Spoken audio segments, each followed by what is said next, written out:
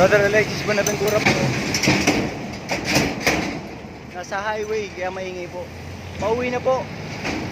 Galing po sa Gising Maharlika plus Truthers plus what they call this, KKK, and also most of all Christians.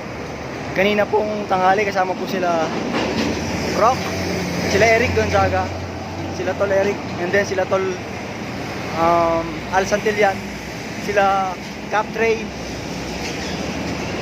at sila Sis Abby, at marami pa pong iba. Salamat po sa Diyos, pauwi na po. It's already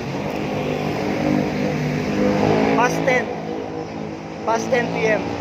Inuubos ko lang po itong dala kong infographics.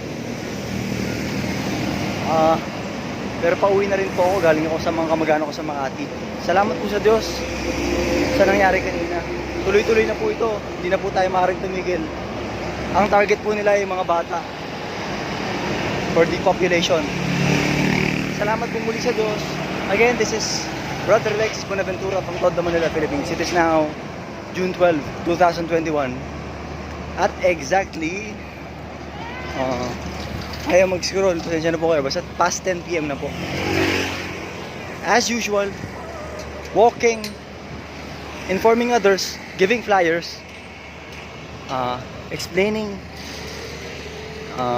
as little as possible, pero detailed din po kahit papano, as much as I can, sa awat tulong po ng Diyos.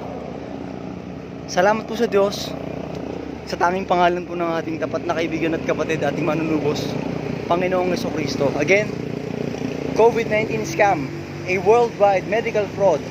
Never accept any vaccines. Inform others. At yung nasa baba po, yung Daniel 12:3, yan po yung nagaganap ngayon sa ating lahat. And they that be wise shall shine.